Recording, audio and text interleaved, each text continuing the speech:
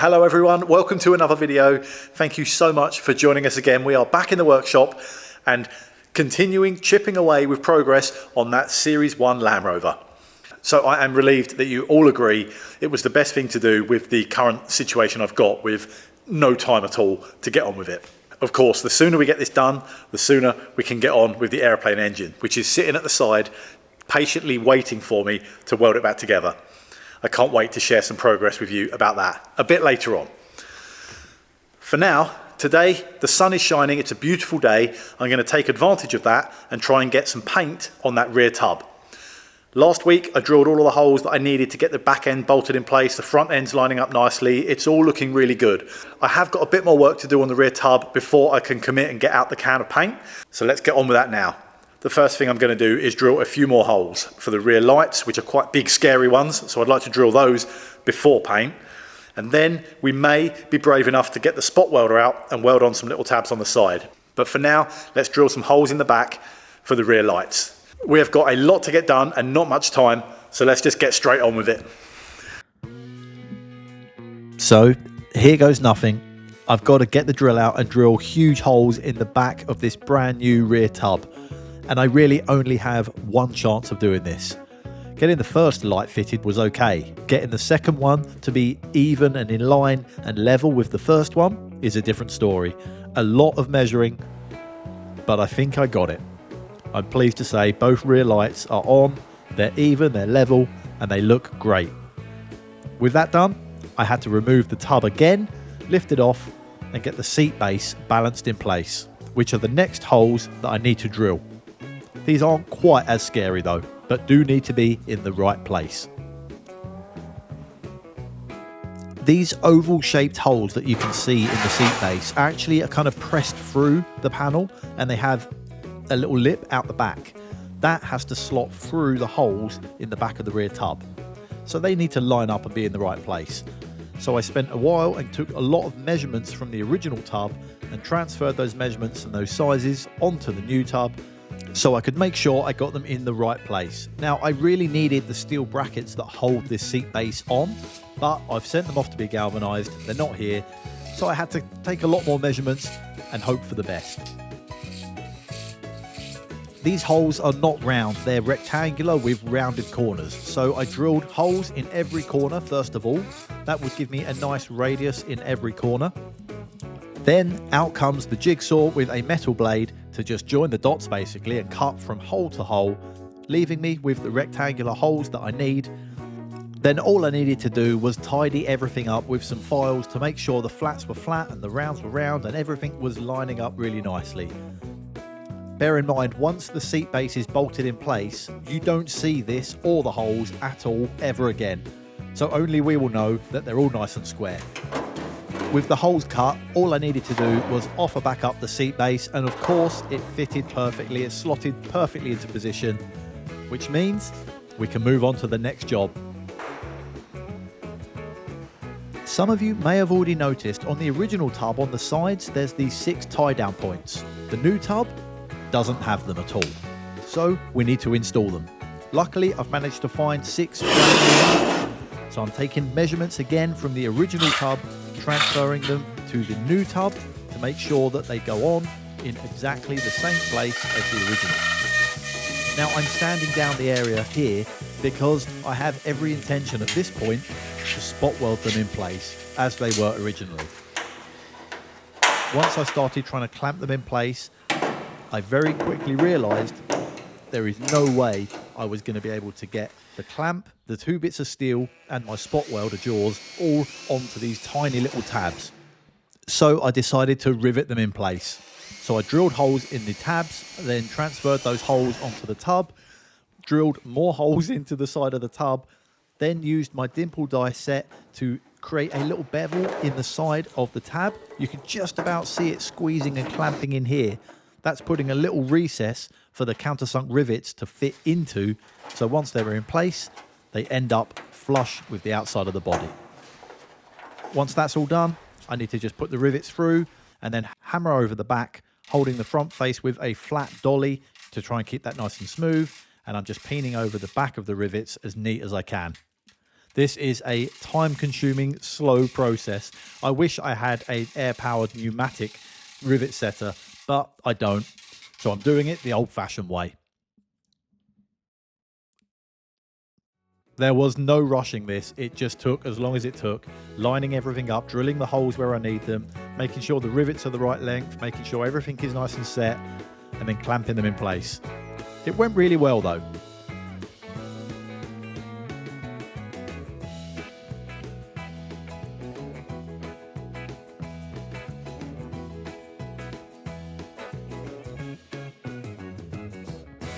Once one side was finished, I had to do the same again on the other side.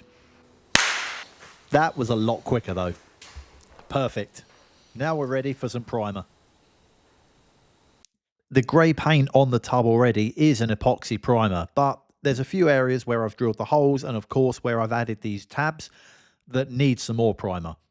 So they need to be covered, and whilst I'm there, I'm just going to rub down the whole thing, give it a good spray and a dust down, and coat the whole thing one more time, just to get rid of any high spots and bits where I've sanded through, knowing that it will all be coated with a nice coat of epoxy ready for its top coat. The issue is this tub is made of aluminium, and aluminium is notoriously tricky to paint. The top coat, the apricot beige, just will not stick to bare aluminium. It relies entirely on this epoxy primer sticking to the surface and giving me a good finish that the paint will then stick to. So that is all of the sanding and cleaning off done. It's time for the main event. Let's crack open the can of Porsche Apricot Beige and get this top coat on. This is exciting. The paint that I'm using is an oil-based enamel paint, which is a beautiful finish. I paint a lot of things with it at the repair shop. The paint is quite thick, so it does need to be reduced down so I can actually get it through the spray gun. And I'm adding a little dash of Oatrol oil, which is a rust inhibitor, and also just gives the paint a beautiful finish, lets it sit down. It's a great product if you're brush painting something. It gets rid of all the brush marks, and it's a really good paint conditioner. Every time I open these cans of paint and get out this Apricot Beige to paint another part of this Land Rover, it means I am one step closer to getting this car finished and on the road. And I love the colour. I was slightly nervous what you would all think of it at the start, but every time I paint something new, I think it's the right decision. I think it's going to look so smart, and I can't wait to see it all together once it's finished. I appreciate I am never going to get the perfect paint finish painting these parts in my dusty, dirty barn. I really need a paint booth, but you know what? This is an old Land Rover. I'm going to use it. It's going to get scuffed and used and enjoyed and covered in mud. So who cares? Sorry to interrupt very quickly, but I just wanted to let you know that there are still some Ranelagh keyrings left in stock on the Ranelagh website. Not many, I will admit. There are black and tan ones still available. Only a handful of each left, but now's your last chance to get some for a while. I am always blown away by the support that you all give me for purchasing the merch. I really appreciate it, so thank you very much. And there's the last few in stock now.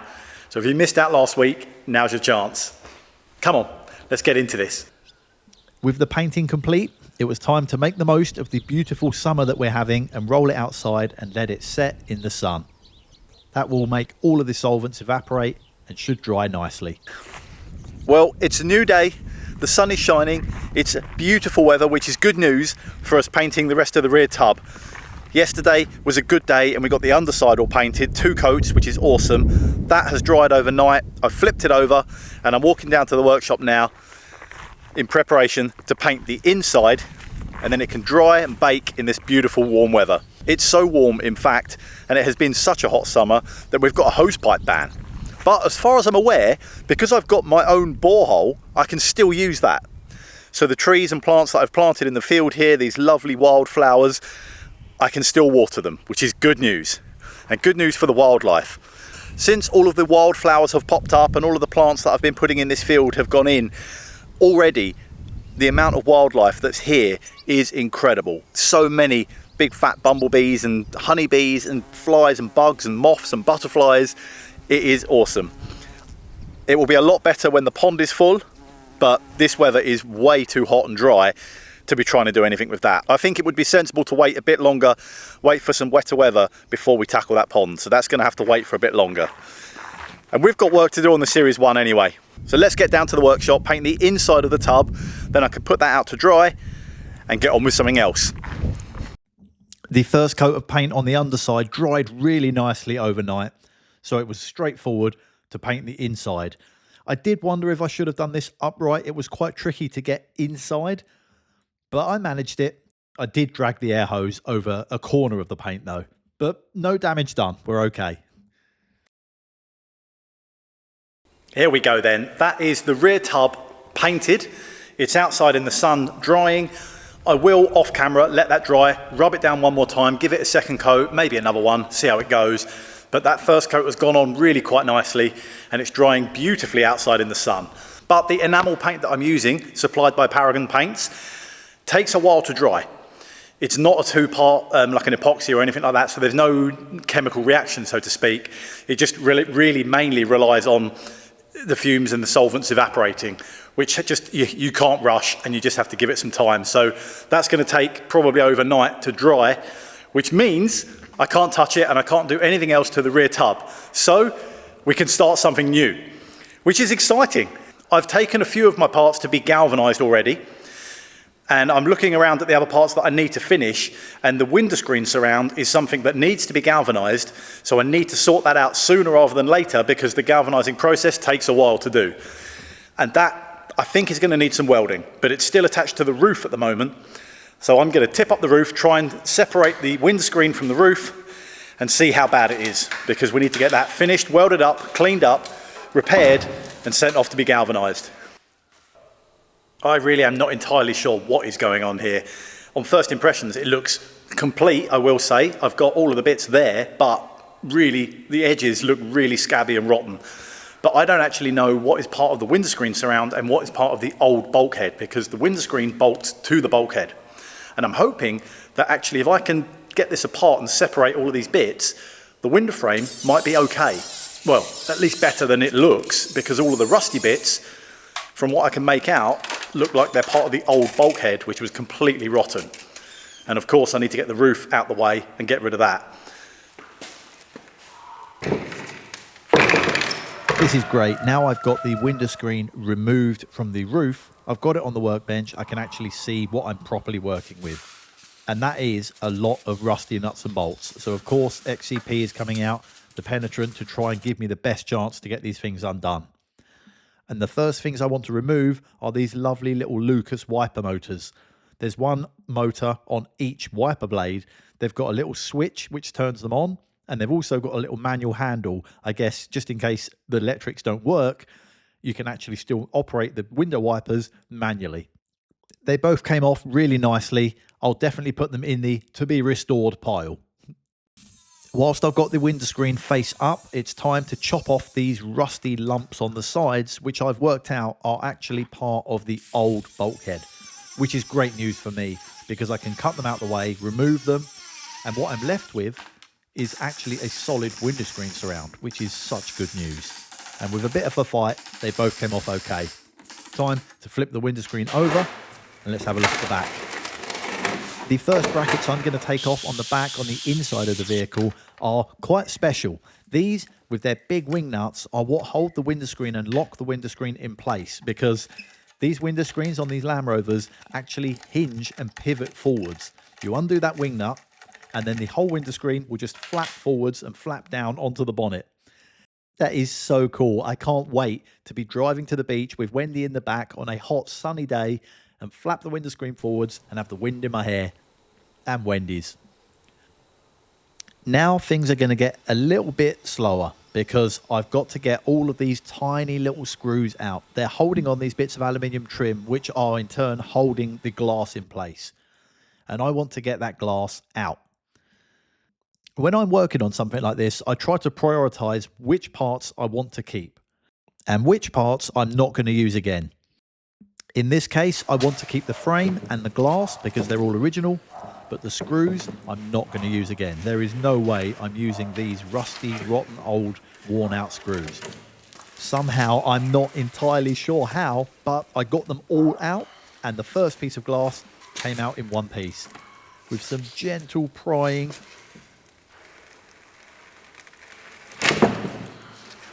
the second panel also came out, which is brilliant news. Now I've just got the remains of all of the broken heads of screws that did not come out to deal with. And there was a lot of them. But now the glass was out the way, I could use heat to loosen the screws. I couldn't use heat before because it would have shattered the glass, and I wanted to keep that. But now it was out the way, it was time to fire up the blowtorch. I think I due a reward. So now I've got all of the screws removed. Let's try the window frame on the new bulkhead. I just want to see what it will look like. I know we're nowhere near fitting this to the car forever, but I just needed a morale boost. So enjoy this. Perfect. After a huge amount of time of actually stripping down the window frame completely, every single tiny little screw has been removed and I've got the bare frame left. And it's actually not as bad as I was first expecting, which is brilliant news. The bottom edge, where a lot of the rust and rot and mess was, actually all came off and I don't need any of it. It's all bits of bulkhead and bits and bobs. The two brackets that hold it in place are perfectly fine. They need to be re-galvanized, so they are in the to be galvanized pile. And then the actual frame is mostly okay. Weirdly, the top edge has got some issues. The rot is quite bad. Where the roof was kind of lipping over it, it's obviously had water sitting in there. And although this window frame is quite heavy gauge, it is almost rotten through. And I reckon once I wire wheel this and then it's blasted before galvanizing, I think there will either be holes or it will be very, very thin. I have a plan for this, but unfortunately, I can't do it today. It's going to have to wait till next week. But I've got a plan and I think it's going to work. It's slightly ambitious, but I think we're going to be okay and we are going to be able to keep this window frame, which is another part of the original car going back on, which is always a win. Unfortunately, I am rapidly running out of time. I'm going to rub down and do a second coat on the rear tub now whilst the sun is shining, but I can't do anything else on this window frame until my plan comes into action, which is going to be next week. And I've also cut my finger quite badly, which means it's probably telling me I should give it a rest and go inside and do some editing. So I'm going to sign off the video here. Sorry it's a short one, but at least it's a bit of an update. We are chipping away with progress on the Series 1, and I'm very pleased to say that I will definitely be back next Sunday at 5 p.m. and we'll sort out this window frame, and who knows what else we're going to get up to. There'll be surprises, I'm sure. But thank you so much for watching. Make sure you've subscribed. It really helps out supporting the channel, and we'll see you next Sunday at 5 p.m. Bye-bye.